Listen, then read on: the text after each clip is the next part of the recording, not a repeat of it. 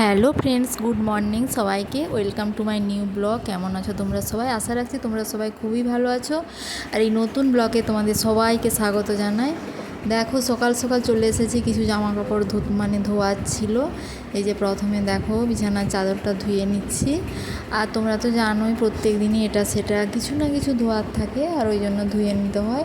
আর এই যে আমাদের কলটা চালু হয়ে গেছে, তাই দেখো এই যে জামা কাপড়গুলো সব ধুয়ে নিচ্ছি। বিছানার চাদরটা ধোয়া হয়ে গেছে, আর বাসনও অনেক আছে, ওগুলো ধোবো। তারপরে যে কিছু জামা কাপড় ছিল, আমার বাবুর জামা কাপড় ছিল, ওগুলো ধুয়ে নিচ্ছি। এই যে বালতি দেখো ধুয়ে নিচ্ছে। আর তারপর প্রচুর বাসন আছে, ওখানে বালতি আছে, মগ আছে, ওগুলো আবার সব জল ভরা হবে।